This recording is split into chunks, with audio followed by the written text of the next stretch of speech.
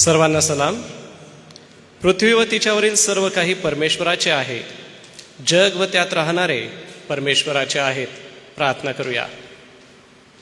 हे आमच्या उद्धारक प्रभू परमेश्वर पित्या, तो आपला एकुलता एक पुत्र ख्रिस्त येशू आम्हाला दिला आणि ख्रिस्त येशूवरील विश्वासाच्या द्वारे तो आम्हाला सार्वकालिक जीवन दिलंस. ख्रिस्ताच्या वधस्तंभावरील बलिदानाकडे आम्ही पाहत असताना कालच्या मौल्यवान बोधाला घेतच आज एका नवीन बोधासाठी तुझ्या चरणापाशी आम्ही आलेलो आहोत.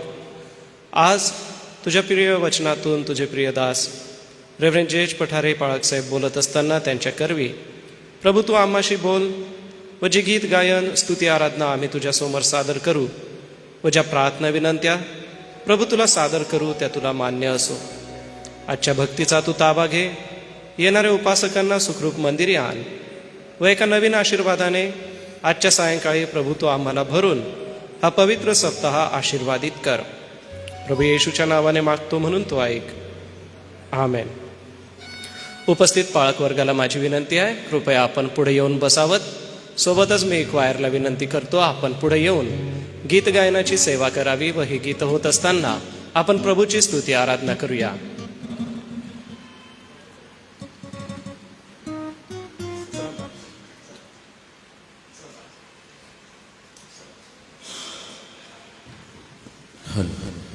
Hello hello hello.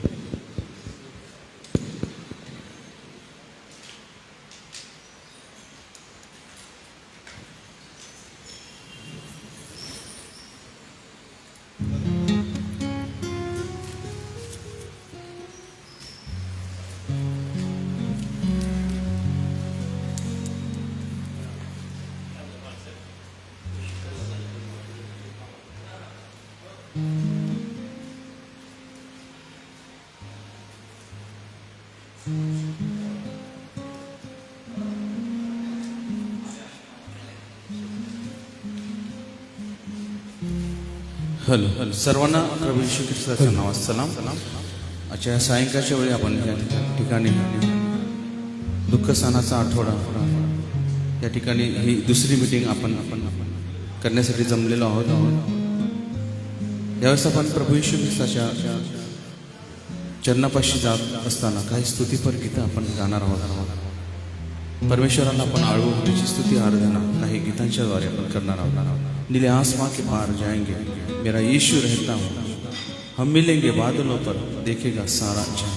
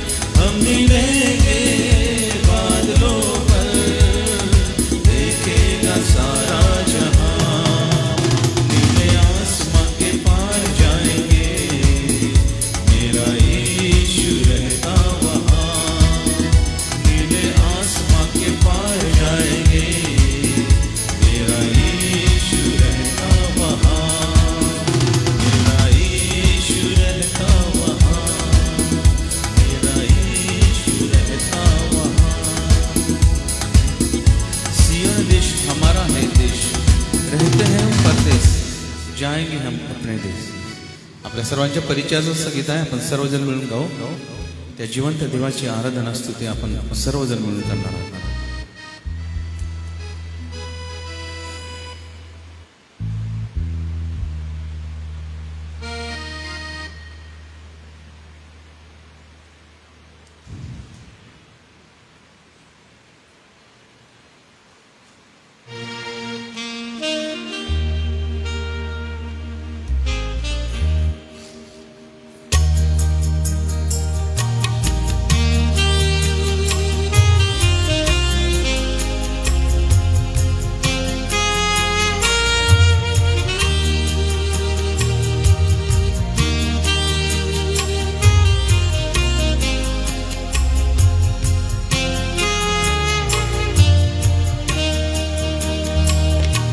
सियोन देश हमारा है देश, रहते हैं हम परदेश,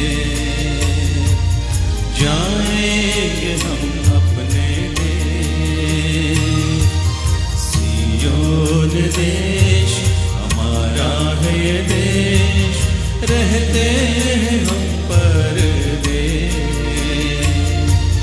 जाएंगे हम अपने देश. Hallelujah hallelujah hallelujah hallelujah hallelujah hallelujah hallelujah hallelujah. Zion देश हमारा है देश, रहते हम परदेश, जाएंगे हम अपने देश. दुख जो हमारे यहाँ न होंगे फिर वहाँ, सारे दुखों का अंत होगा. दुख के आंसू यीशु पोंछे.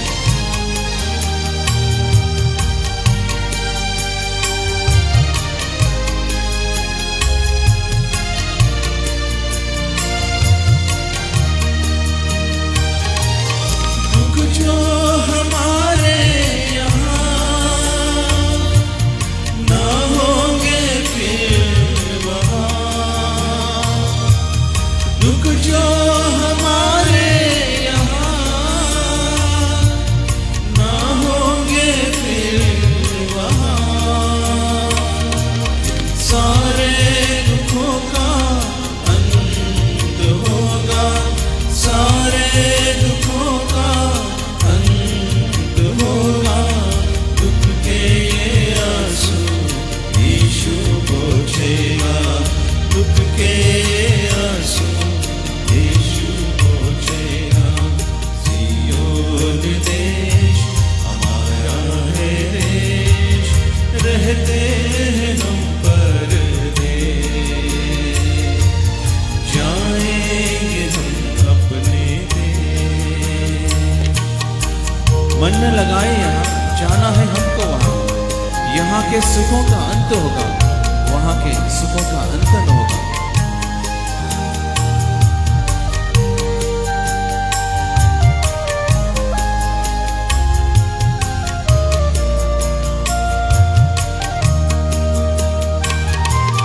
मन न लगाए यहाँ,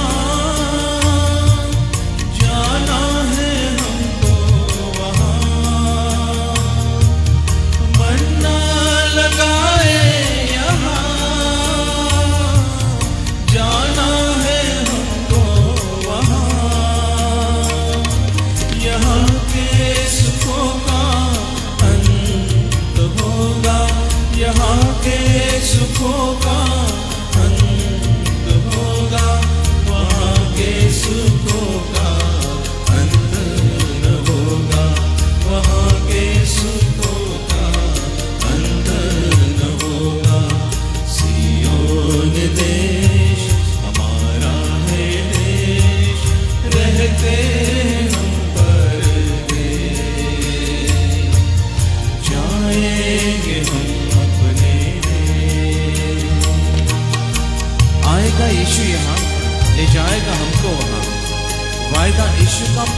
होगा, अनंत जीवन हमको मिलेगा।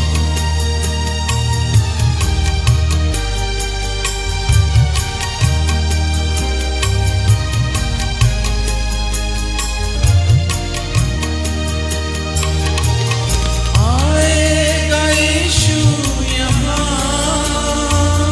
ले जाएगा हमको वहाँ। आएगा यीशु यहाँ, ले जाएगा हमको वहाँ। वायदा यीशु का पूरा होगा, वायदा यीशु का पूरा होगा। अनंत जीवन हमको मिलेगा, अनंत जीवन हमको मिलेगा। सियोन देश हमारा है देश, रहते हम परदेश। जाएंगे हम अपने देश। सियोन देश हमारा है देश, रहते हम परदेश। जाएंगे हम अपने देश, जाएंगे हम अपने देश, जाएंगे हम अपने देश।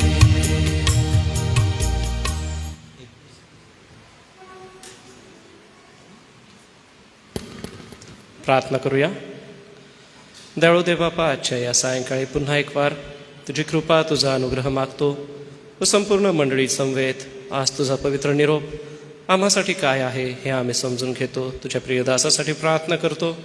रेव्हरंड जयेश पठारे पाळकसाहेब यांना बोलण्यासाठी लागणारी कृपा आपल्या स्वर्गीय भंडारातून तू दे व ही जी सुमधुर गीत गात आम्ही तुझ्या चरणापाशी आलोत पित्या, तुझी मधुर वाणी ऐकण्यास तुझी कृपा दे.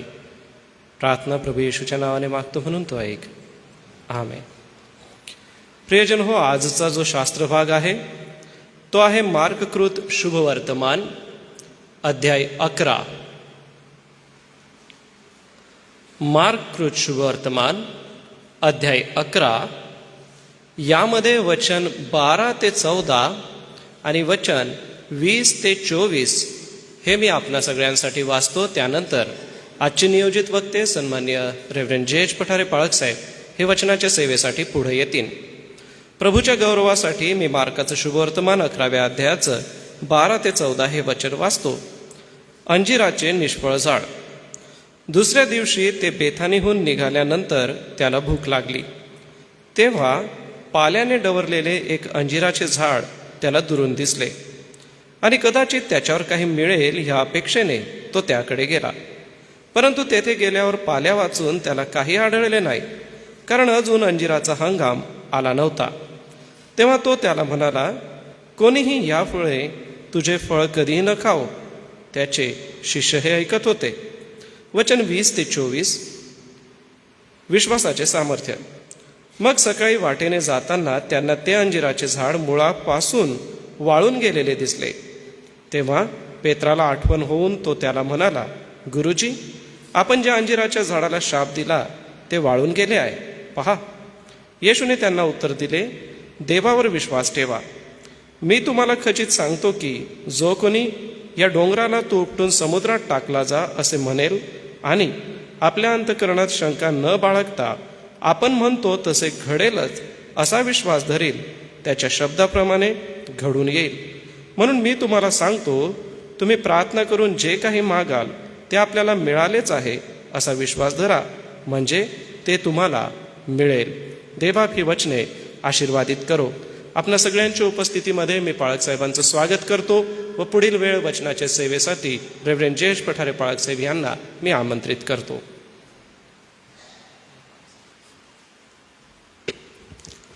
आणखी एक शास्त्रभाग आपण वाचू. मत्तयाचं शुभवर्तमान 21वा अध्याय आणि वचन 12 ते 14.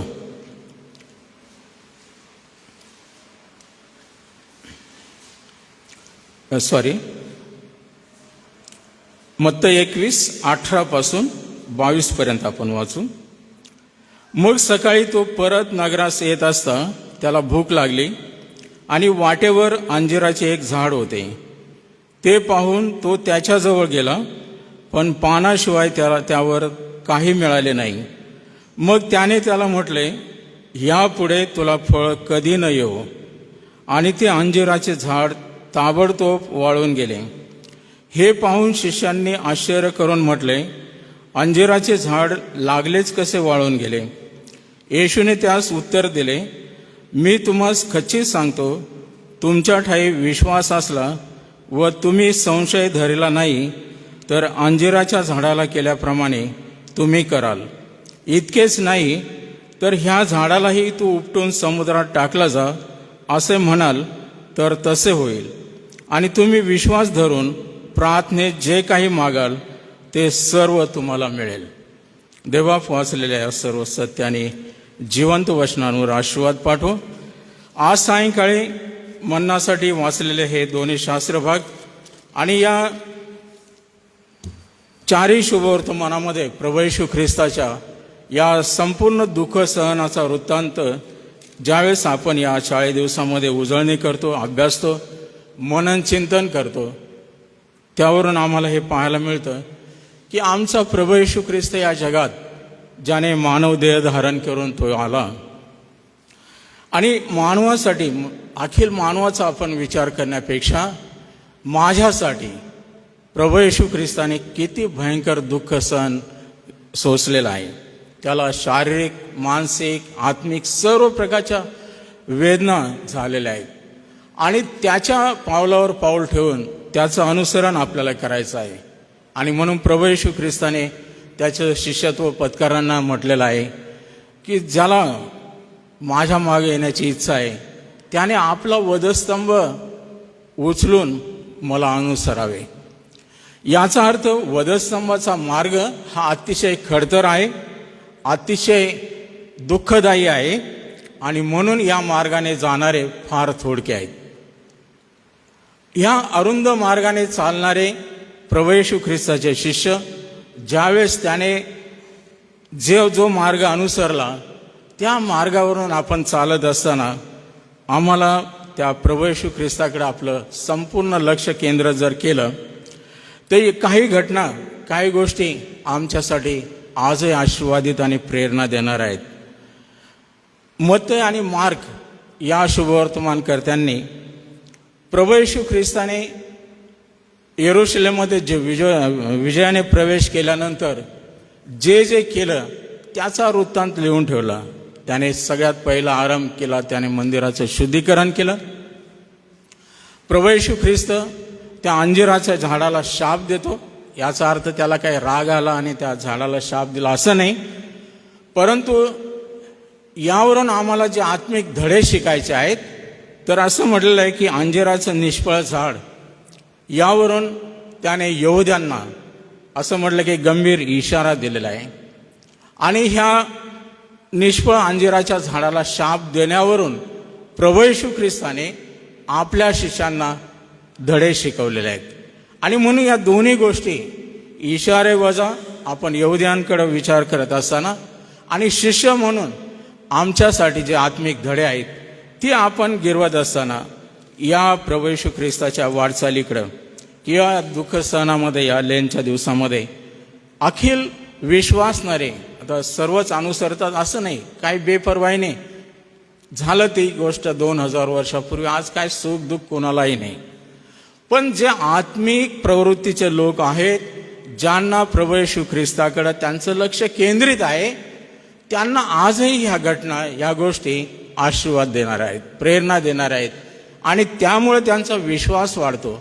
आणि विश्वासात वाढत असताना आम्ही इतरांना, जसं यहुद्यांबद्दल परमेश्वराची योजना होती, जे परराष्ट्रीय लोक आहेत, जे अंगणामध्ये परराष्ट्रीयांचं, विदेशांचं जे अंगण होतं मंदिराच्या बाहेर, तिथं त्यांना मंदिरात प्रवेश नाही, परंतु देवाचं शुभवर्तमान या यहोवाबद्दलची ख्याती ह्या इस्रायल लोकांकडून, या शास्त्री पुरुषांकडून, या याजकांकडून ऐकण्यासाठी त्यांना संधी होती.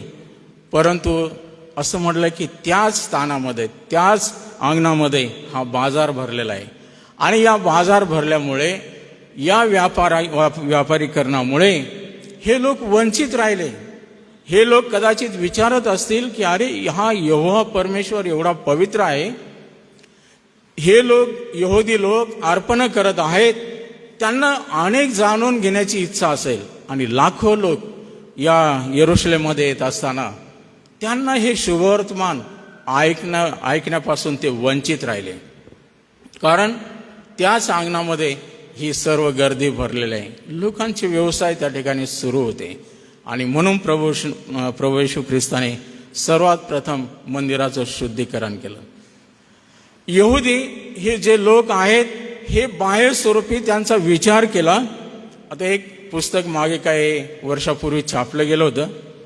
अंजिराच्या झाडाला पालवी फुटायला लागलेले आहे. आणि ते आता हे जागतिक भविष्य वर्तवणारे किंवा पवित्र शास्त्राचं जे गाढा अभ्यास करणारे आणि जास्त ज्यांचं लक्ष केंद्रित आहे प्रभू येशू ख्रिस्ताच्या दुसऱ्या येण्याबद्दल, त्या संबंधाने डॉन स्टॅन्टन यांनी ते पुस्तक लिहिलं होतं. आणि प्रभू येशू ख्रिस्त त्याच्या आगमनाचे चिन्ह काय आहेत, आणि ते या इस्रायल राष्ट्रावरून त्यांनी त्या पुस्तकामध्ये लिहिलेलं होतं.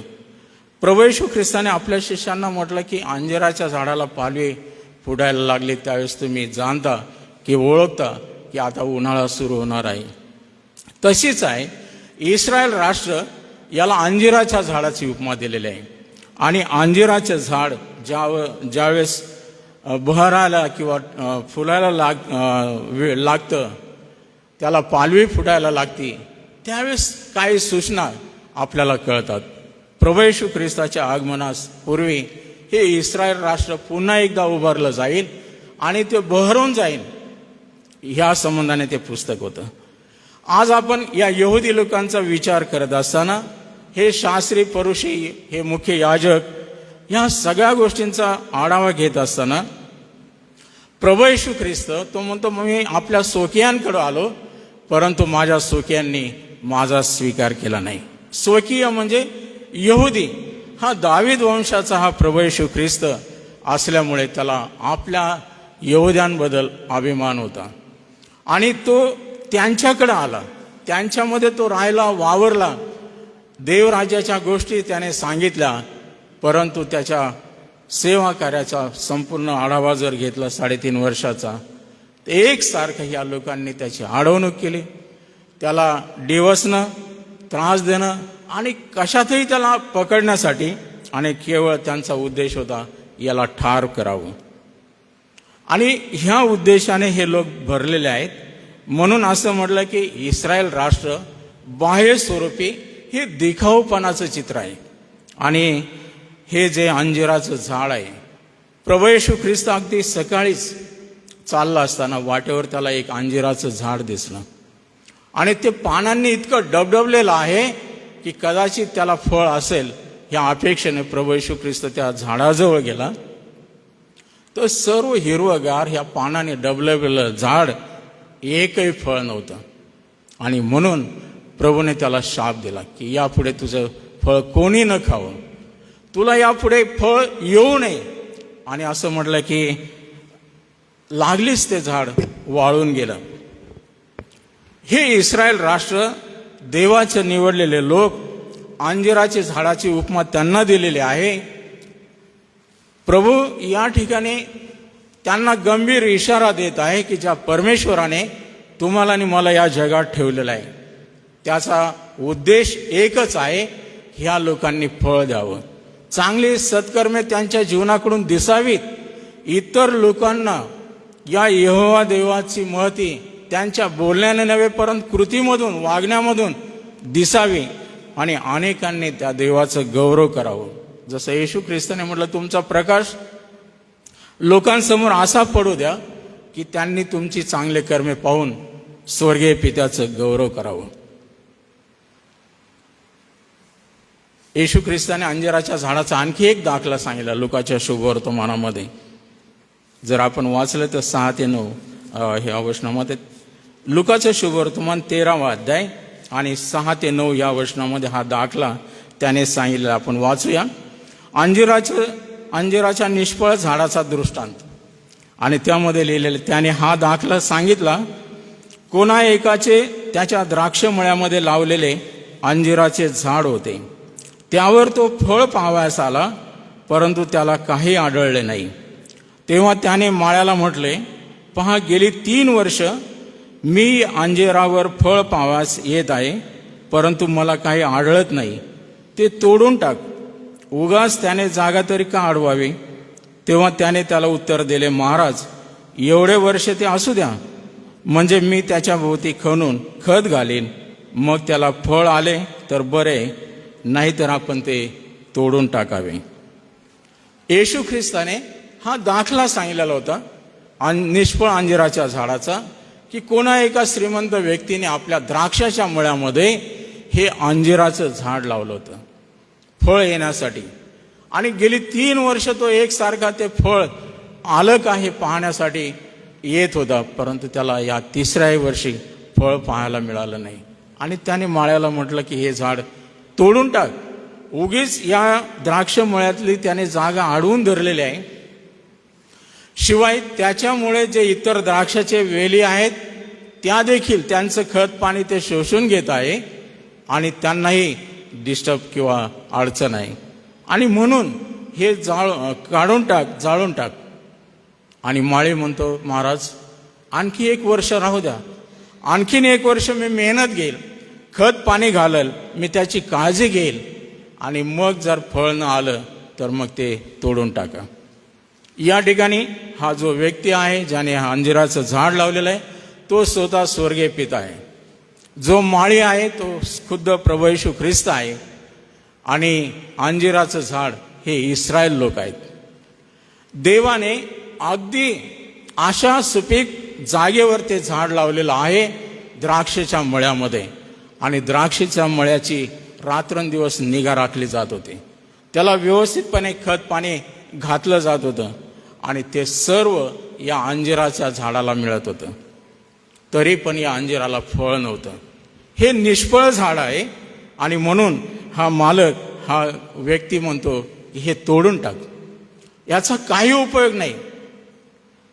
प्रियानो, देव जो यहोवा परमेश्वर या इस्रायलांच्या बाबतीमध्ये तो न्यायी परमेश्वर आहे, की जर हे इस्रायल राष्ट्र फळ देत नाही तर त्यांना तोडून टाकावं, त्यांचा नाश करावा, हाच उद्देश होता. आणि म्हणून तो म्हणतो आता त्याला काढून टाक. हा माळी, हा प्रभू येशू ख्रिस्त मध्यस्थी करत आहे, आणखीन 1 वर्ष संधी द्या पश्चातापासाठी, कदाचित हे सुधारतील. असं म्हटलेलं आहे की यहुदी लोकांचं वर्तन हे बाह्य स्वरूपी इतकं धार्मिकतेचं होतं.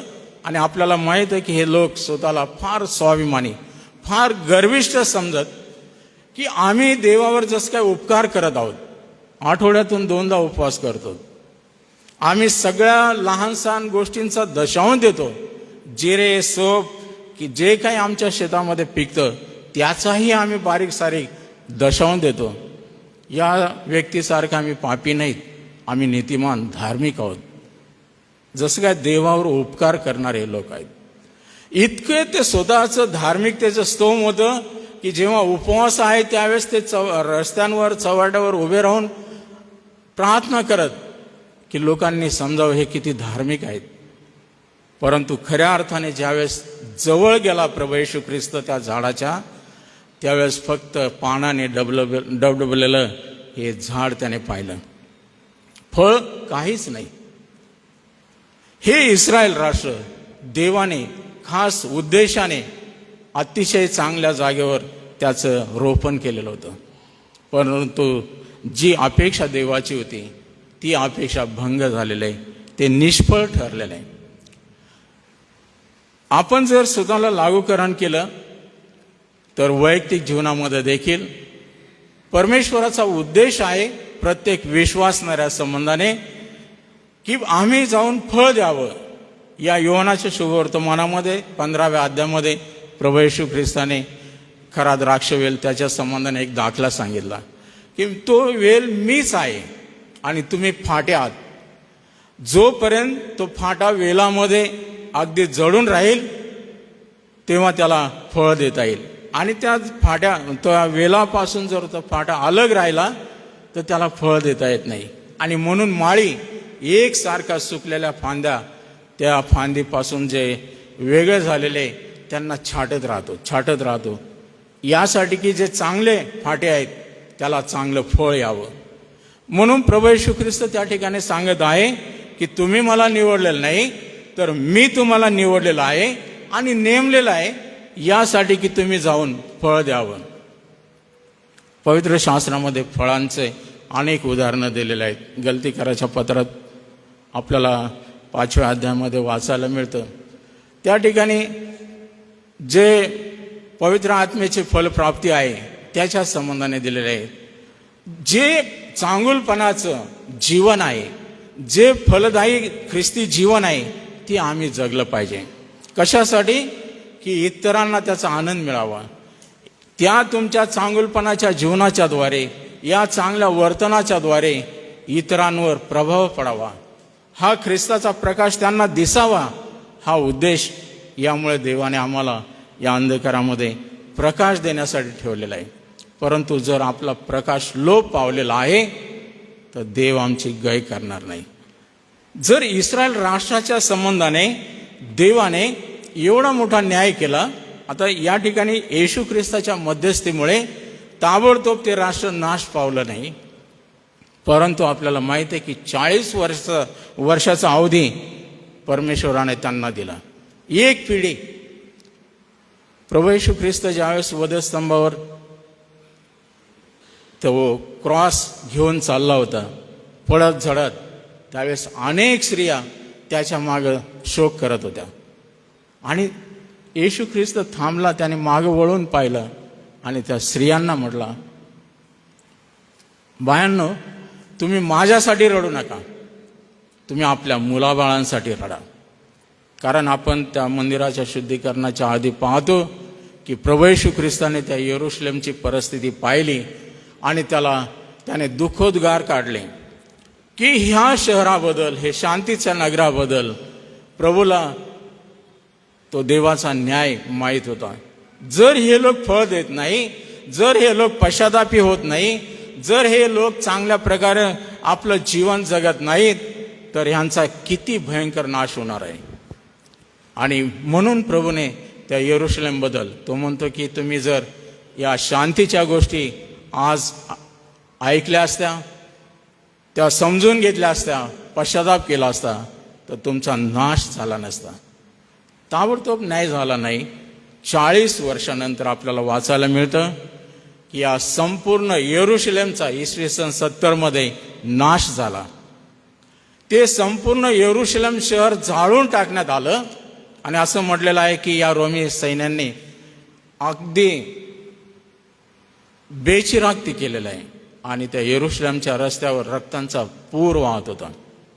आणि नेरो बादशाह असं म्हटलं की अगदी आपल्या महालामध्ये फार आनंद करत आहे की ह्या संपूर्ण यहुद्यांचा आता नाश करण्यात आलेला आहे.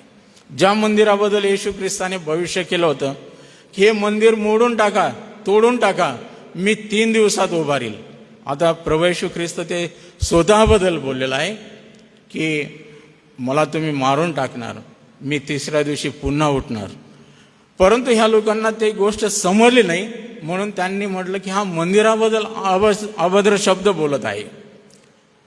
देवाचा न्याय प्रभू येशू ख्रिस्ताला माहीत होता, म्हणून त्या स्त्रियांना म्हटलं आपल्या मुलाबाळांसाठी रडा. याचा अर्थ ही पिढी त्यांचा किती भयंकर नाश होणार आहे.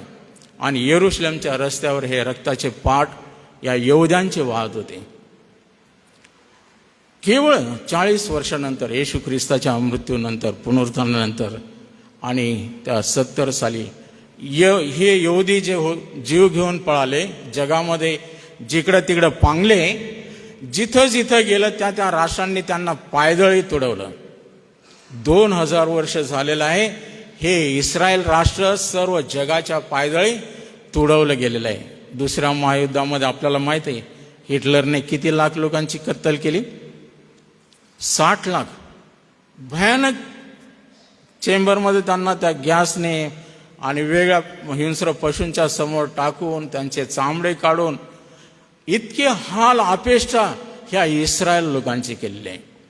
आणि आजपर्यंत हे इस्रायल लोक अजूनही त्यांचं मन कठीण झालेलं आहे.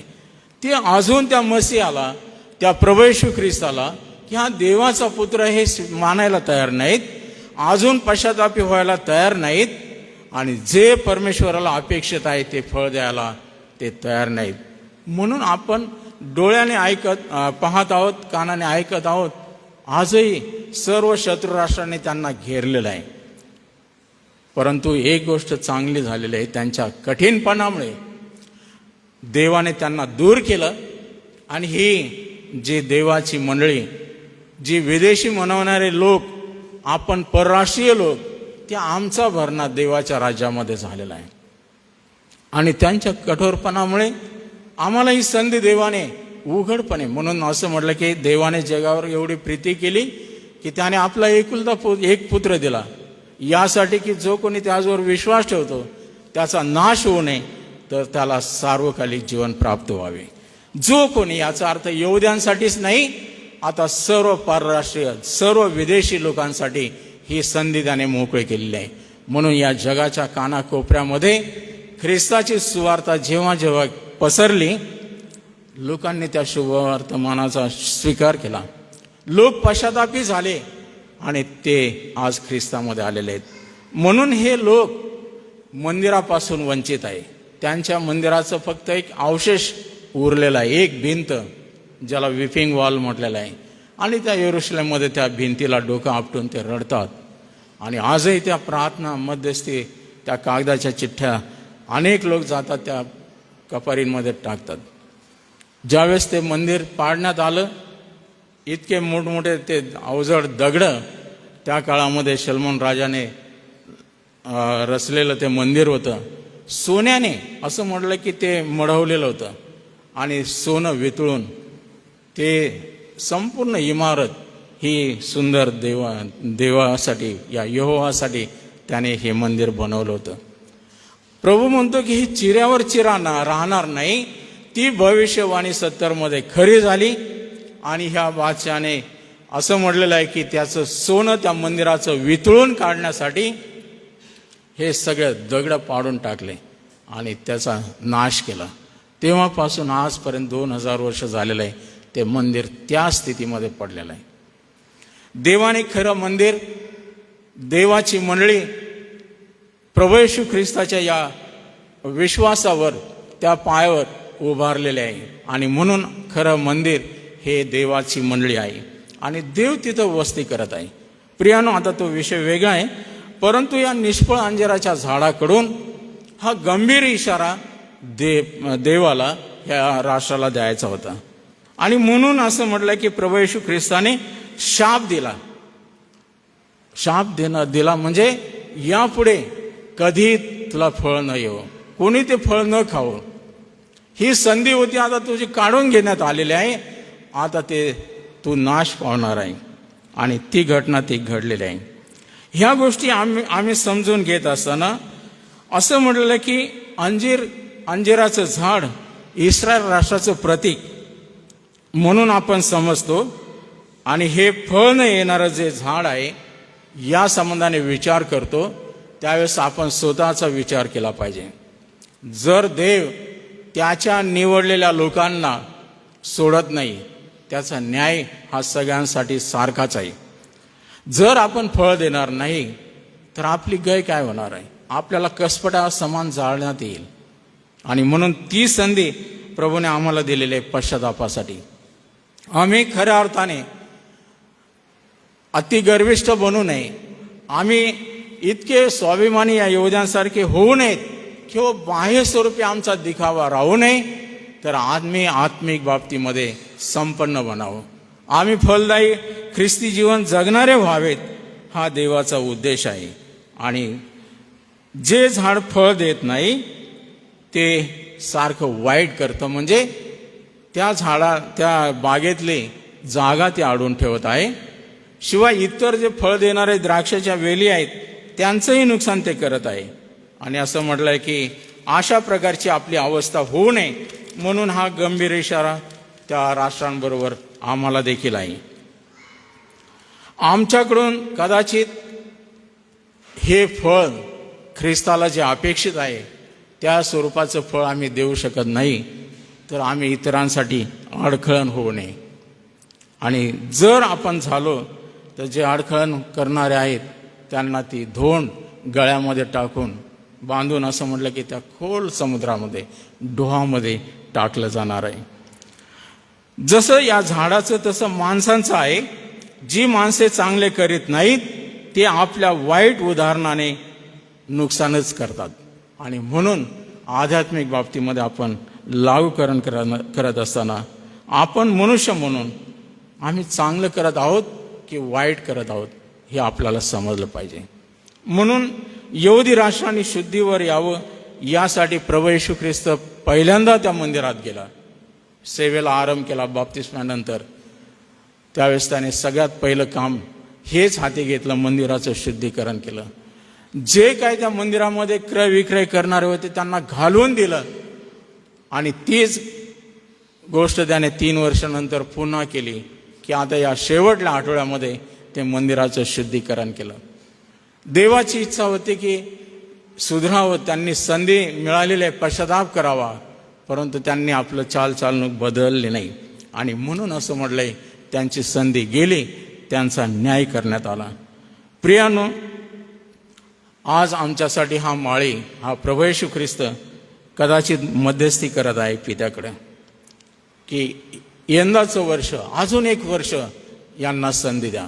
कदाचित हे वर्ष देवाने आमच्यासाठी संधीचं वर्ष म्हणून दिलेलं आहे. आणि ही जर संधी निघून गेली तर आमचा किती भयानक नाश होणार आहे. तर आपण त्या गोष्टी समजून घेतल्या पाहिजे. जरी ही शिक्षा यहुदी राष्ट्रांना होणारी होती ती तात्काळ मिळाली नाही. जसं त्या झाडाला शाप दिला ते तात्काळ जळून गेलं, तसं हे यहुदी राष्ट्र प्रभू येशू ख्रिस्त त्यांच्या संबंधाने हे दुःखोद्गार काढत असताना त्यांना ताबडतोब शिक्षा मिळाली नाही, विलंबाने मिळाली. 40 वर्षानंतर ही शिक्षा करण्यात आली. तोपर्यंत त्यांनी दयेची याचना करायला पाहिजे होती. त्यांना पश्चातापासाठी देवाने संधी दिली, वाट पाहत राहिला देव. आणि असं म्हटलं की त्या उधळ्या पुत्राच्या दाखल्यामध्ये जो थोरला किंवा जो मोठा भाऊ आहे तो स्वतःला फार नीतिमान समजणार होता.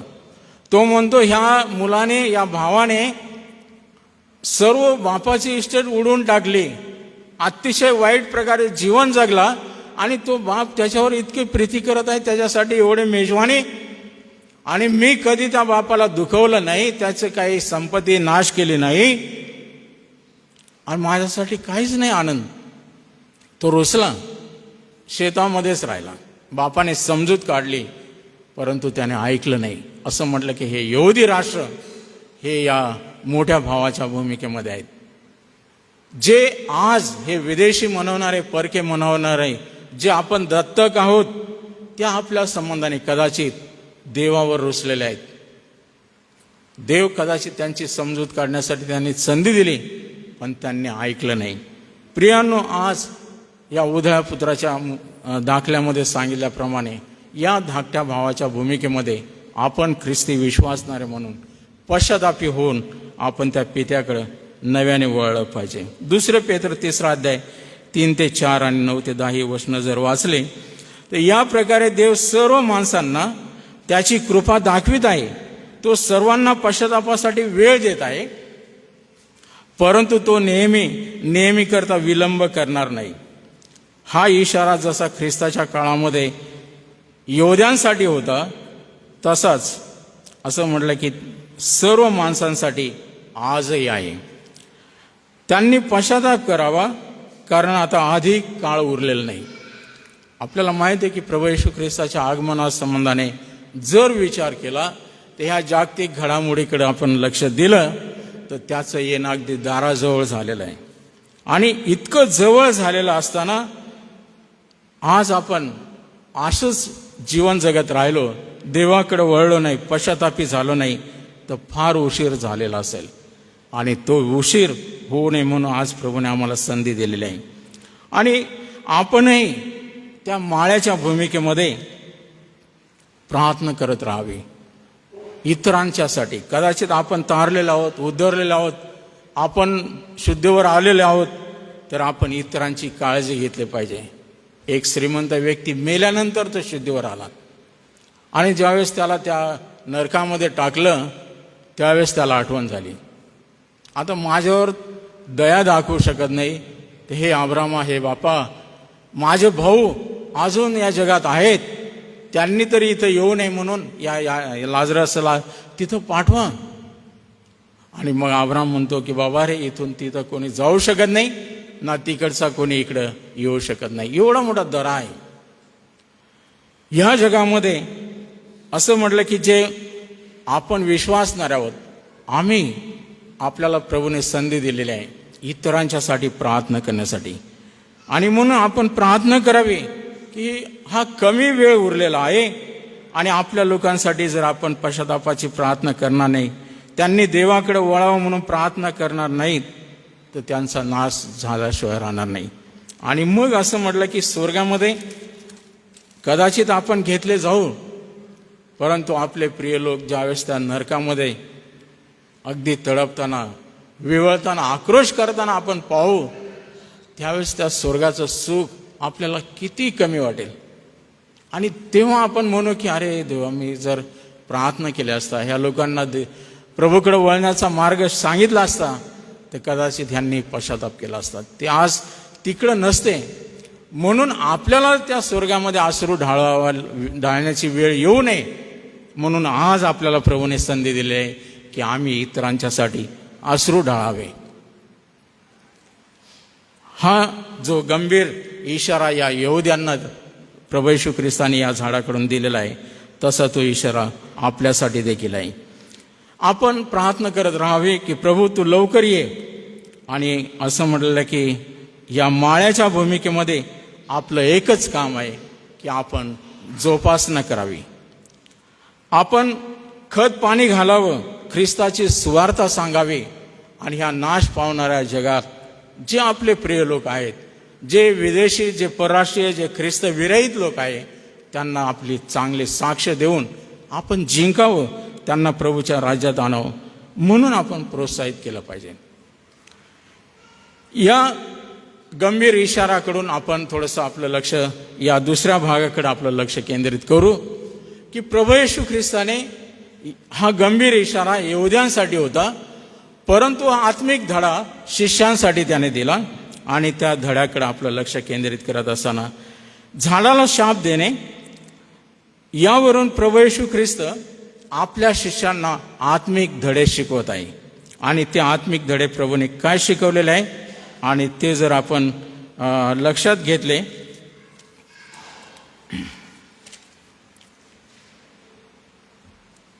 असं म्हटलं ज्या धर्मामध्ये फळे नसतात तो धर्मच मृत धर्म झालेला आहे, धर्म आहे.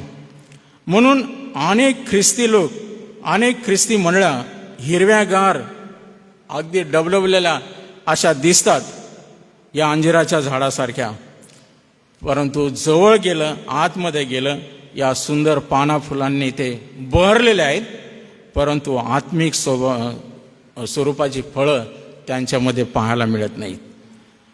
हे दाखवण्यापुरतं जे ख्रिस्ती जीवन आपण जगत आहोत, असं म्हटलेलं की हे देवाला न आवडणार आहे. आपलं आंतरिक आत्मिक जीवन त्या अंजिराच्या झाडासारखं जर असेल निष्फळ, तर ते जळून नाश करण्यात येणार आहे. शिष्यांसाठी हा आत्मिक जो धडा आहे तो मत्ती 21 ते 26 जर वचन वाचले आपण तर त्यामध्ये दिलेला आहे. आणि हा आत्मिक धडा काय आहे? प्रार्थने संबंधाने प्रभू येशू ख्रिस्ताने दिलेला आहे. शिष्य इतके आश्चर्यचकित झाले की प्रभू येशू ख्रिस्ताने त्या झाडाला शाप दिल्याबरोबर ते वाळून गेलं, सुकून गेलं, जळून गेलं. आणि म्हणून प्रभू येशू ख्रिस्ताला त्यांनी प्रश्न विचारला की हे कसं झालं. आणि प्रभू येशू ख्रिस्ताने त्यांना म्हटलं, जर तुमच्या ठाई खोल विश्वास असेल तर जे काही तुम्ही मागाल ते तुम्हाला प्राप्त होईल. आणि मोहरीच्या दाण्या एवढा अल्प, अगदी थोडासा विश्वास जरी असेल आणि तुम्ही विश्वासाने प्रार्थना केली तर तुम्ही डोंगराला ढळवू शकता. जर विश्वास असेल आणि जर आपण म्हणालो की हे झाड वाळून जावं, तसं होऊन जाईल. ते झाड लागलीच जळून जाईल. जर डोंगराला तुम्ही म्हटलं की तू उपटून समुद्रात टाकला जा, तर तसं घडून येईल असं मत आहे आपल्या शुभवर्तमानामध्ये लिहित आहे. 21व्या अध्यायात 20 ते 24 ही वचनं जी वाचली त्यामध्ये आपण ऐकलेलं आहे. याचा अर्थ देव काहीही करू शकतो. देवाला सर्व काही शक्य आहे. जर आपण असं बोललो, असं म्हटलं, तर देव निश्चित ते करतो. म्हणून मार्काच्या शुभवर्तमानामध्ये 10व्या अध्यायाने 27व्या वचनामध्ये सांगितलेलं आहे, येशूने त्यांच्याकडे निरखून पाहून म्हटलंय, मनुष्यांना हे अशक्य आहे. मनुष्यांना हे अशक्य आहे, परंतु देवाला नाही. देवाला सर्व काही शक्य आहे. आपण विश्वासाने प्रार्थना केली पाहिजे आणि विश्वासाशिवाय प्रार्थना काहीच करू शकत नाही. प्रार्थनेच्या सोबत आपला विश्वास हा भक्कम विश्वास असला पाहिजे. खोल विश्वास आपल्या ठाई असला पाहिजे.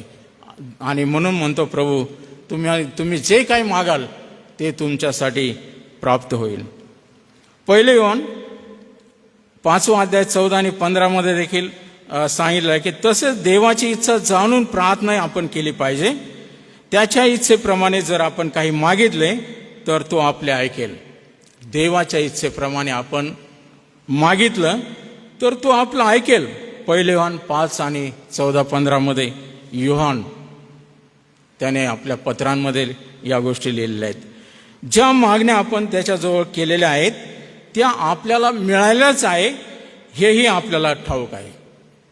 म्हणजे आपण इतक्या विश्वासाने ही प्रार्थना केली पाहिजे की आता ही जी प्रार्थना करत आहे, जे देवाला मी मागत आहे ते मला मिळालेलंच आहे, मला प्राप्त झालेलंच आहे. या विश्वासाने आम्ही प्रार्थना करावी. म्हणून प्रभू येशू ख्रिस्ताने हे धडे आपल्या शिष्यांना शिकवलेले आहेत आणि ते धडे आपल्याला गिरवायचे आहेत की आमचं जे जीवन आहे ते आत्मिक जीवन असं म्हटलं की प्रार्थनेवर अवलंबून राहिलं पाहिजे. आणि ह्या प्रार्थनेमध्ये आम्ही देवाकडे जाऊन जे काय मागत आहोत त्या मागण्यामध्ये आम्हाला विश्वास असला पाहिजे की हे मला मिळणारच आहे, हे मला मिळालेलं आहे. आणि ह्या विश्वासाने आपण जर प्रार्थना केली तर डोंगराला जरी आपण म्हटलं की तू इथून उपटून समुद्रात जाऊन पळ, तसं घडेल. योहान 13, 14 आणि 16 अध्याय 23 वचन जर वाचलं त्यामध्ये येशू म्हणतो की तुम्ही येशूच्या नावाने प्रार्थना केली, तुम्ही माझ्या नावाने प्रार्थना केली, तुम्ही माझ्या नावाने जे काही मागाल ते मी करीन. तुम्ही माझ्या नावाने माझ्याजवळ जे काही मागाल ते मी करीन. ह्याचा अर्थ प्रभूने आम्हाला अगोदरच या गोष्टीचं खात्री दिलेली आहे की तुम्हाला प्रार्थना करायची आहे तर विश्वासाने तुम्ही प्रार्थना करा. प्रार्थनेमध्ये विश्वासाशिवाय आपण प्रार्थना ही निष्फळ होणार आहे. आणि म्हणून प्रार्थनेबरोबरच आम्ही येशूच्या नावाने प्रार्थना केली पाहिजे, त्याला त्याच्याजवळ मागितलं पाहिजे. जर आपण येशूच्या नावाने जातो मागतो तर आपल्याला मिळणार आहे ही खात्री आपल्याला पाहिजे. योहान 15 आणि 7 या वचनामध्ये म्हटलेलं आहे, तुम्ही माझ्यामध्ये राहिला व माझी वचने तुम्हामध्ये जर राहिली तर जे काही तुम्हाला पाहिजे असेल ते मागा, म्हणजे ते तुम्हाला प्राप्त होईल. प्रार्थनेच्या काही अटी पण प्रभूने दिलेल्या आहेत. येशू ख्रिस्ताला आपल्या शिष्यांबद्दल काळजी होती की माझ्यानंतर या शिष्यांनी विश्वासाने प्रार्थनेच्या द्वारे देवाजवळ ह्या मागाव्यात. देव माझ्या नावाने त्यांना ह्या गोष्टी देईल. आणि म्हणून प्रभू त्यांना शिकवत आहे आत्मिक धडे की तुम्ही माझ्यामध्ये राहायला पाहिजे. जसं ते द्राक्ष वेल आणि फाटा, तो फाटा वेलामध्ये जर राहिला तर त्या वेलातला सर्व जीवनरस त्या फाट्यांमध्ये उतरतो आणि ते फाटे फळदायी होतात, फळ देतात. तसं प्रभू येशू ख्रिस्त म्हणत आहे की माझी वचने तुम्हामध्ये राहिली तर जे काही तुम्हाला पाहिजे असेल ते मागा, म्हणजे ते तुम्हाला प्राप्त होईल. आपल्याला जर आपल्या प्रार्थनेचं उत्तर हवे आहे तर आपण ही अट आहे की आम्ही प्रभूमध्ये राहिलो पाहिजे, ख्रिस्तामध्ये जडून आपण राहिलं पाहिजे. आपण त्याच्या शरीराचे अवयव आहोत आणि अवयव म्हणून त्याला जडलेले, अगदी जोडलेले पाहिजेत. आणि मग प्रभूचं ते जे आत्मिक सामर्थ्य आहे असं म्हटलं की त्या फाट्यामध्ये येऊन आम्ही फळ देणार आहोत. विश्वासाची प्रार्थना ही काही जादूची कांडी नाही. एखादी जादूची कांडी आपण म्हणतो ना, फिरवतो आणि जादू दाखवतो, त्या प्रकारे नाही. परंतु जेव्हा आपण प्रार्थना करतो तेव्हा देव ती ऐकतो आणि देवच कार्य करतो. आम्ही विश्वासाने प्रार्थना करतो म्हणजे देवाला ऐकवतो, आणि देव ज्यावेळेस ऐकतो त्यावेळेस देव कार्य करतो. म्हणून मार्काने आपल्या पत्रामध्ये 11व्या अध्याय 24व्या वचनामध्ये म्हटलेलं आहे, तुम्ही प्रार्थना करून जे काही मागाल ते आपल्याला मिळालेलेच आहे असा विश्वास धरा, म्हणजे तुम्हाला ते मिळेल. इतका विश्वास की हे मला मिळालेलंच आहे. एक्झाम्पल म्हणून मागे ऐकलेलं आहे, ते पण तरी देतो परत एकदा. पूर्वीच्या काळात त्या जहाजाने प्रवास करणारे जे विश्वासणारे असायचे, कधी कधी त्यांना अडचणी यायच्या, त्यावेळेस ते डेकवर जायचे, प्रार्थना करत राहायचे. अशीच एक मिशनरी लेडी, ती म्हातारी होती, वयस्कर होती, आणि तिला त्या जहाजामध्ये ते जसे आपण बस लागते मग वांत्या होतात, मळमळ होते, तसं त्या जहाजामध्ये. आणि तिला वाटलं की आता माझा हा प्रवास मला त्रासदायक होईल. ती विश्वासाने प्रार्थना करत त्या डेकवर बसली, दोन्ही हात प्रभू समोर, की प्रभू तुम्हाला दिलेलं आहे मी जे मागत आहे. आणि ती विनंती करत होती की देवा मला एक संत्र दे, एक संत्र. आता एवढ्या मोठ्या जहाजामध्ये संत्र कुठून येणार, परंतु तिला विश्वास होता की माझा प्रभू मला देईल, आणि ती विश्वासाने आमेन म्हणत होती. एकदा दोनदा ती विश्वासाने प्रार्थना करतच राहिली त्या डेकवर. दोघं जण नास्तिक होते, आणि त्या जहाजामध्ये ते बॅडमिंटन खेळायला वरती जात, आणि ते पाहत होते की बाई 1 दिवस झाला, 2 दिवस झाला, 3 दिवस, ती विश्वासाने सांगते की हे मला मिळालेलंच आहे, देवा मी तुझी स्तुती करते. हिला काय पाहिजे असेल, तिची गंमत करण्यासाठी, चेष्टा करण्यासाठी म्हणून हे लोक खालच्या मजल्यामध्ये इकडं तिकडं फिरत असताना त्यांना लहर आली, आणि त्यांनी काय उचललं, एका बॉक्समधून संत्रे घेतले खिशामध्ये, आणि मग ते खेळत खेळत आले. ती बाई बिचारी प्रार्थना करत होती, परमेश्वरा आता मला या त्रासापासून निश्चित तू मुक्ती देणार आहे, माझ्यासाठी तू कार्य केलेलं आहे, मला ते मिळालेलं आहे मी जे मागत आहे. आणि ती आमीन म्हणण्याच्या आधी तिचे 2 हात उघडे होते, आणि ह्या दोघांनी गंमत म्हणून तिच्या हातावर ते 2 ऑरेंज संत्र टाकले, आणि ते लपून बसले. आणि तिने येशूच्या नावाने आमेन म्हटलं. हात आता वासाने समजलं तिला, संत्र मला मिळालेलं आहे ऑरेंज. आणि ती देवाला मोठ्याने जय जयकार करून म्हणाली, देवा मी एकच अपेक्षा करत होते, मला 2-2 तू ऑरेंज दिलेलं आहे मी तुला. आणि ती नाचायला लागली. हे दोघं खाली बिचारे लपलेले ते आले, आणि त्यांनी म्हटलं, आंटी, ते नास्तिक होते, त्यांना देवाबद्दल काही जाणीव नाही. ते म्हणाले, हे काय करत आहे तुम्ही, आम्ही तुमची मजा केली, चेष्टा केली, आणि तुम्ही आज आनंदाने उड्या मारत आहे. ती म्हणाली की मी माझ्या देवाला हेच मागत होते की मला एक संत्र द्या, देवाने मला 2 संत्र आणून दिलेले आहेत. ते म्हणे आम्ही तुझी गंमत करतो. म्हणजे ती म्हणाली, देवाने तुम्हाला ही बुद्धी दिली माझ्यासाठी, हे संत्र मला मिळावे म्हणून. मग त्यांनी सांगितलं, आंटी आता काळजी करू नका, आम्ही तुम्हाला बॉक्स उचलून आणून देऊ. कधी कधी आपण विश्वासाने अशी प्रार्थना केली पाहिजे की हे मला मिळालेच आहे, म्हणजे तुम्हाला ते मिळेल, निश्चित मिळेल. म्हणून दुसरे इतिहास 6व्या अध्यायाने 4थ्या वचनामध्ये शलोमोन राजाची प्रार्थना आहे. आणि शलोमोन राजाने त्या प्रार्थनेमध्ये म्हटलेलं आहे, धन्य तो इस्रायलाचा देव परमेश्वर, याने स्वमुखाने माझा बाप दावीद यास वचन दिले होते व त्याने ते आपल्या हाताने पूर्ण केले. हा शलोमोन राजा, दावीदाला देवाने अभिवचन दिलं होतं. देवाने स्वमुखाने दावीदाला वचन दिलं होतं की तुझ्या मुलाच्या हातून हे मंदिर बांधलं जाईल, आणि देवाने ते पूर्ण केलं. धन्य त्या देवाचं नाव. प्रभावी प्रार्थनेसाठी शिष्यांना हा धडा शिकवत असताना प्रभू हा आत्मिक धडा त्यांना देत आहे, आणि तोच धडा आपल्याला देखील गरजेचा आहे की जर आपण प्रार्थना करत आहोत, विश्वासाची प्रार्थना करत आहोत, तरी पण ती अधिक प्रभावी व्हावी यासाठी काही अटी आहेत आणि त्या जर आपण फॉलो केल्या तर असं म्हटलं की त्या अटींमुळे आपला विश्वास वाढेल. लूक 18 अध्याय 1 ते 8 या वचनामध्ये विश्वास व धीर, चिकाटी यांची आपल्याला प्रार्थनेचे उत्तर मिळण्यासाठी फार गरज आहे. आता ते उदाहरण त्या विधवेचं आहे. कारण तो न्यायाधीश अन्यायी होता, पण ती एकसारखी दाद मागत होती, एकसारखी दाद मागत होती, पण तिच्यामध्ये विश्वास होता, धीर होता, चिकाटी होती. प्रार्थना ही अशा प्रकारची बाब आहे की आमच्या प्रार्थनेमध्ये ही प्रार्थना प्रभावी ठरण्यासाठी विश्वास हवा आहे, धीर पण हवा आहे. आज नाही मिळालं आपण सोडून द्यायचं नाही, ते मिळेपर्यंत आपण चिकाटी धरली पाहिजे. आणि आपल्या प्रार्थनेचं उत्तर मिळण्यासाठी ह्या गोष्टीची फार गरज आहे. दुसरी गोष्ट आहे, आता पहिले राजे 18 अध्याय 41 ते 45 या वचनामध्ये आपल्याला एलियाचं उदाहरण दिलेलं आहे. प्रार्थनेचं उत्तर मिळेपर्यंत सतत प्रार्थना करत कोण होतं?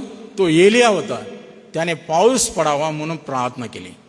7 दिवस तो प्रार्थना करत होता, सातत्याने प्रार्थना करत होता आणि मग पाऊस पडला.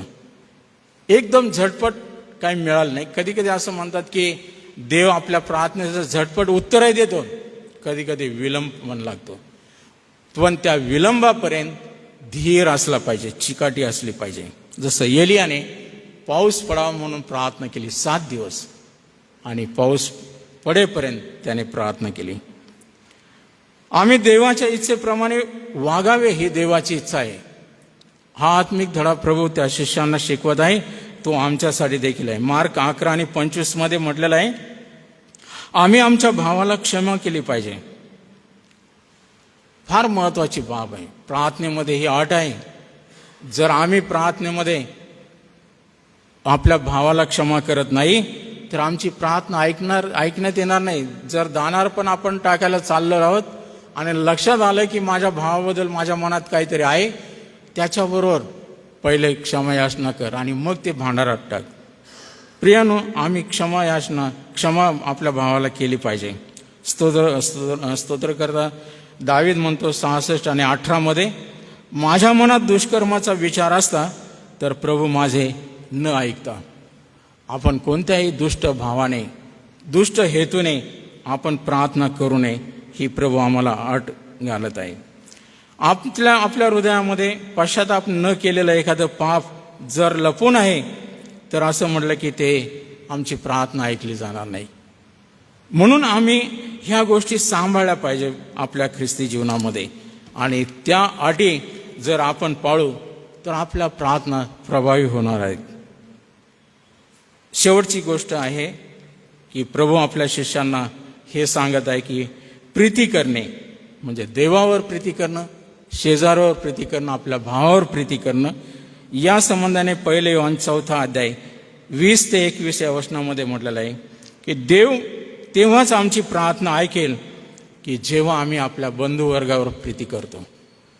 जर आपल्या समोर दिसणाऱ्या भावावर आपण प्रीती करू शकत नाही तर न पाहिलेल्या देवावर आम्हाला प्रीती करता येणार नाही. म्हणून जर आपली देवावर प्रीती आहे तर आपली एकमेकावर, बंधूवर आपण प्रीती केलीच पाहिजे. म्हणून बंधूचा द्वेष करू नये हे प्रभू आम्हाला या ठिकाणी अट घालत आहे. जो कोणी आपल्या बंधूचा द्वेष करल तो लबाड आहे, तो देवावर खरी प्रीती करणारा नाही. आणि म्हणून आम्हाला ह्या गोष्टी प्रभू येशू ख्रिस्ताने या अंजिराच्या झाडाला शाप देत असताना प्रभू प्रार्थनेसंबंधाने का सांगत आहे की प्रभूने केलेलं हे झाडाला दिलेला शाप, त्याच्या म्हणण्याप्रमाणे जे घटना घडली शिष्यांना आश्चर्य वाटलं. त्यांनी म्हटलं की प्रभू हे कसं काय घडलं?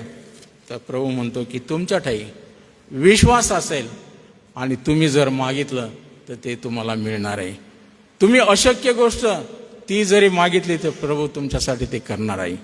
म्हणून देवबाप करो या यहूद्यांना दिलेल्या इशाराकडून आपल्याला तो इशारा आपण समजून घेऊ. देवाने आम्हाला पश्चातापासाठी संधी दिली, आपण त्याचा फायदा घेऊ आणि देवाला शरण येऊन त्याच्याकडे पूर्ण मनाने वळू. आत्मिक धडा आपण शिष्यांकडून हा घेऊ की प्रभू ज्या अर्थी या झाडाकडून शिष्यांना शिकवत आहे की प्रार्थना आपण केली पाहिजे, पण ती सामर्थ्यशाली प्रभावी प्रार्थना आम्ही कशी केली पाहिजे ह्या अटी आपण पाळल्या पाहिजे. आणि या प्रकारे करू तर काहीच देवाला शक्य नाही. देवाला सर्व शक्य आहे. आपण जे मागू ते देव ऐकणार आणि देव त्याप्रमाणे घडवून आणणार. म्हणून देवबाप करो, या आजच्या दिनी त्या झाडाला शाप दिला तर तुम्ही आणि मी माणसं आहोत. आम्हाला संधी मिळून जर आपण ख्रिस्तीपणाचं फळ देत नाही, ज्या उद्देशाने त्याने आम्हाला द्राक्षमळ्यामध्ये रोपलेलं आहे, आम्हाला त्याच्यामध्ये ठेवलेलं आहे, तरी फळ दिलं नाही तर आम्हाला तो उपटून जाळल्याशिवाय राहणार नाही, नाश केल्याशिवाय राहणार नाही. म्हणून देवबाप करो, आज सायंकाळी या मन्नाच्याद्वारे, या वचनाच्याद्वारे आपणा सर्वांना आशीर्वाद देऊ. थँक्यू.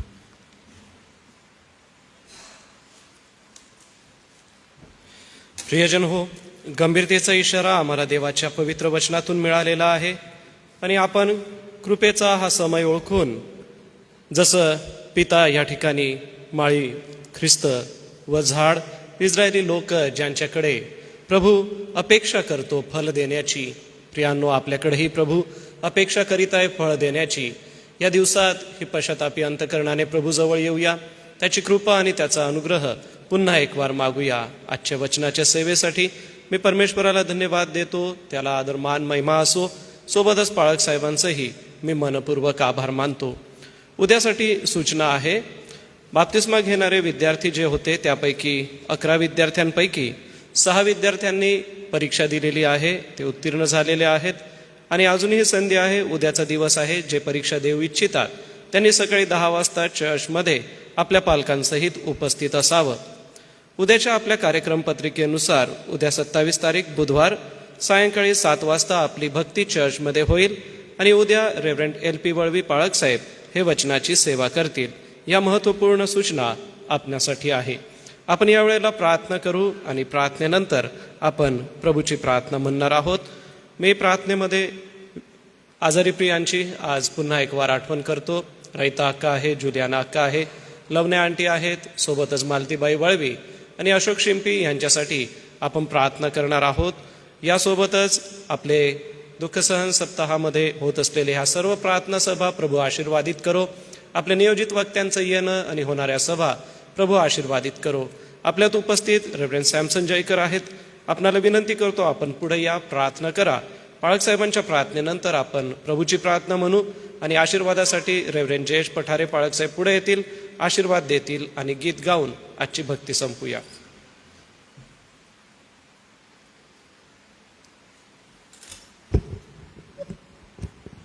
प्रार्थना करू. सर्वशक्तिमान आमच्या थोर कृपाळू परमेश्वरा, आजच्या या तुझ्या कृपेबद्दल आम्ही मनापासून आभार मानतो, तुला धन्यवाद देतो. या दुःख सहनाच्या पवित्र सप्ताहामध्ये तुझ्या दासांच्याद्वारे तुझं पवित्र आणि अनमोल वचन तू आज मंडळी म्हणून आम्हा सर्वांकडे आणलेलं आहेस. त्या 2000 वर्षापूर्वी घडलेल्या भयंकर अशा त्या दुःख सहनाच्या घटना, त्याचं स्मरण येशू आम्ही करीत असताना पुन्हा एक वार त्या दिवसाची मनापासून तयारी करीत असताना आमचं लक्ष, आमचं मन या दिवसामध्ये तुझ्याकडे, तुझ्या वधस्तंभाकडे लागले असताना प्रभू प्रार्थना करतो, जो काही तुझा आशीर्वाद या दिवसांमध्ये तो राखून ठेवलेला आहे तुझ्या वचनांच्याद्वारे, तुझ्या दासांच्याद्वारे, तो आमच्याकडे येत असताना पुन्हा एक वार आम्ही स्वतःला तुझ्या पवित्र हातामध्ये आम्ही सोपवून देतो. आमच्या अंतःकरणाला तू एक नवीन स्पर्श तू कर, यासाठी की देवाप्पा आमचं आत्मिक जीवन परिपक्व व्हावं आणि त्याद्वारे देवाप्पा आम्ही तुझं गौरव करावं.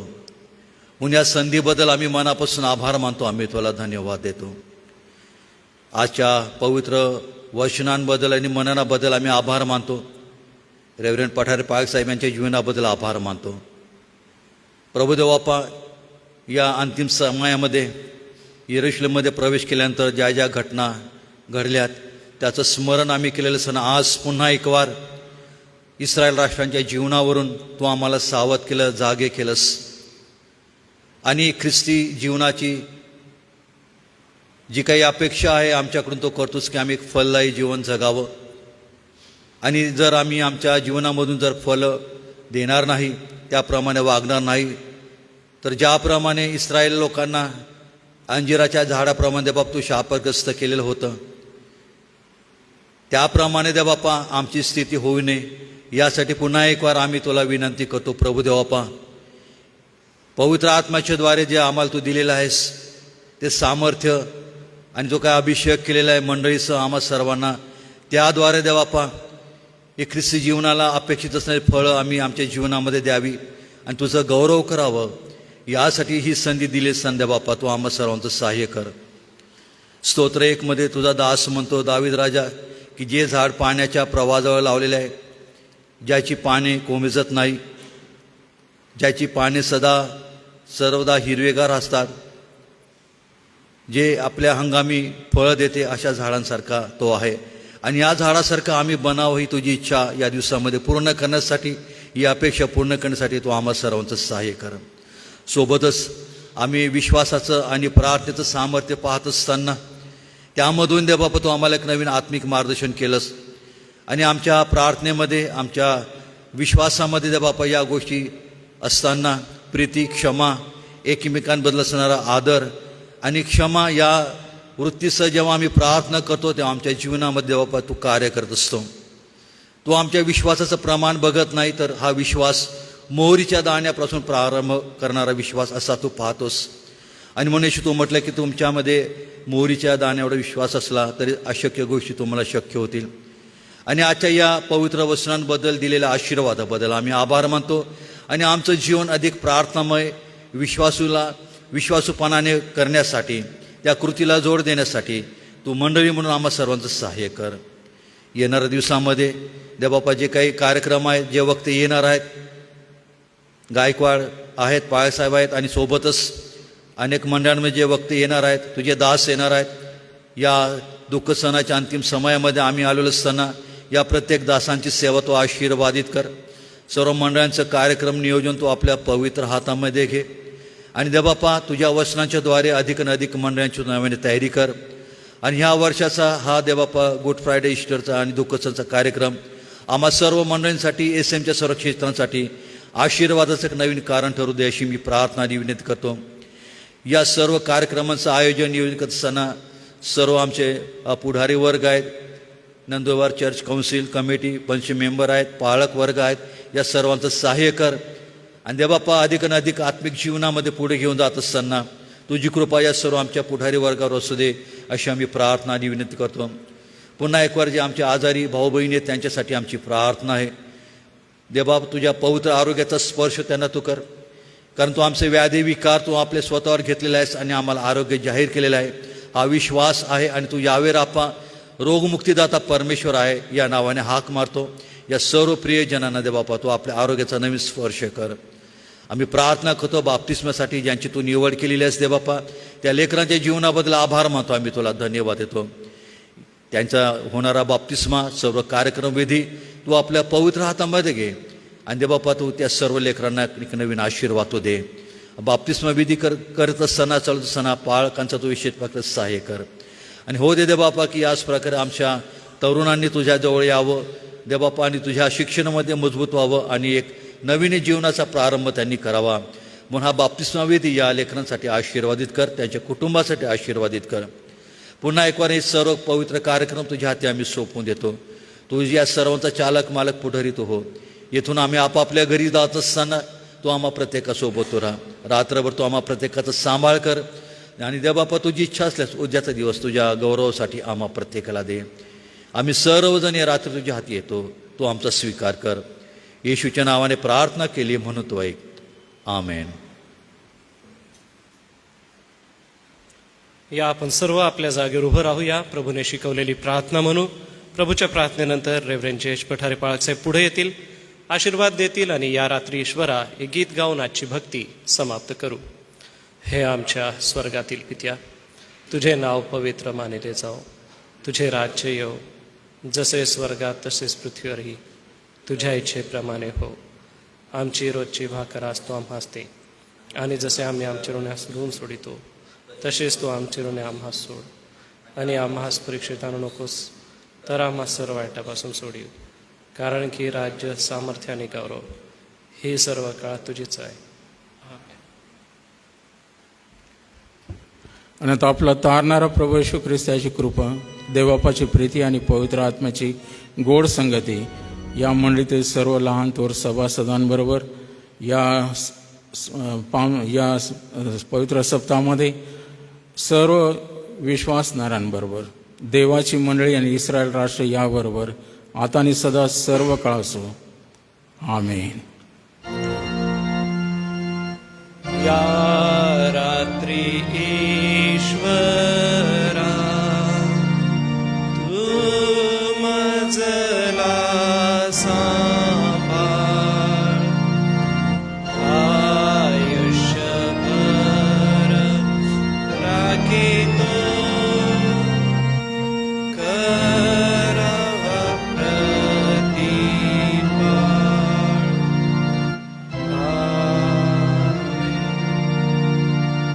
सर्वांना सलाम.